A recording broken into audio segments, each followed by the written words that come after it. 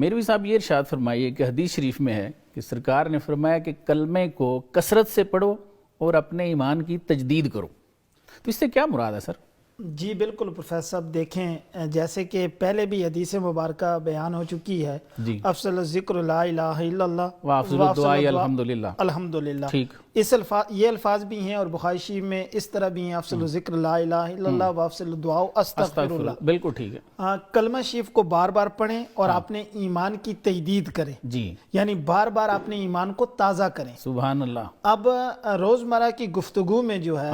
وہ بندہ گفتگو کرتے ہوئے کچھ ایسے الفاظ نکل جاتے ہیں، بندے کو پتہ نہیں چلتا کہ بھائی میں نے کیا کہہ دی ہے، بالکل میری کہی ہوئی بات کہیں گناہ تو نہیں بن گئی۔ صحیح۔ اسی وجہ سے یہاں میں ناظرین سن رہے ہیں ان کو فائدہ ہوگا، آپ کی چینل کے توسل سے ایک بات کر دوں، میں اکثر کہا کرتا ہوں جو بندہ مذہبی نہ ہو، دین کے بارے میں جانتا نہ ہو، وہ دین کے معاملے میں پیچیدہ جو معاملے ہیں ان میں گفتگو نہ کرے۔ دوران گفتگو بعض اوقات بندے کے منہ سے ایسے الفاظ نکل جاتے ہیں جو اس کے لیے باعث کفر بن جاتے ہیں، حالانکہ وہ اپنی طرف سے تو اپنا سچ ہونا ثابت کرنا شروع کر دیتا ہے، یعنی رسول اللہ صلی اللہ علیہ وسلم کی ذات پہ،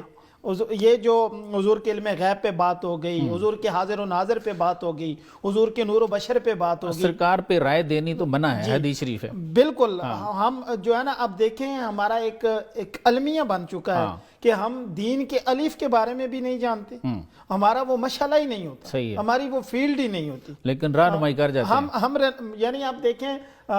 یہ ٹیلی ویژن پہ بیٹھ کے میں اس لیے عرض کر رہا ہوں آپ کے چینل کی وساطت سے تاکہ کسی کو یہ ہماری بات پہنچے، اسے فائدہ ہو جائے، میری اور آپ کی بھی نجات بن جائے۔ اب دیکھیں نا ہمارا وہ شغل میلہ ہوتا نہیں ہے، گاڑیوں کے وہ قابل کسنے والا، اسے شاید کہ کلمہ بھی نہ آتا ہو، سیدھی طرح نماز کے احکام نہ آتے ہوں، لیکن وہ حضور کی ذات پہ یا دین کے معاملے پہ بات کرتے ہوئے، یہ جو آپ کا سوال ہے نا کہ اس کلمے کا ذکر کرو اور اپنے ایمان کی تجدید کرو، جی جی، یہ اسی زمرے میں آتا ہے کہ دوران گفتگو آپ سے کوئی کمی کجی ہو گئی، آپ کی گفتگو میں کوئی نقص آ گیا، کوئی ایسا جملہ نکل گیا ہے جو اللہ کی بارگاہ میں پسندیدہ نہیں ہے، تاجدار مدینہ صلی اللہ علیہ وسلم کی بارگاہ میں پسندیدہ نہیں ہے، تو اس وجہ سے آپ اس کلمے کی کثرت کریں اور اپنے ایمان کی تجدید کریں۔ نبی پاک صلی اللہ تعالیٰ علیہ وآلہ وسلم کا حلقہ لگا ہوا ہے، تاجدار مدینہ صلی اللہ تعالیٰ علیہ وآلہ وسلم آپ تشریف فرما ہیں، صحابہ کا جرمٹ ہے، ایک صحابی کھڑا ہوتا ہے، عرض کرتا ہے یا رسول اللہ صلی اللہ علیہ وسلم جب ہم آپ کی بارگاہ میں ہوتے ہیں تو ہمارا ایمان اعلیٰ درجے پہ ہوتا ہے، کمال کے درجے پہ ہوتا ہے، اور جب ہم گھر جاتے ہیں تو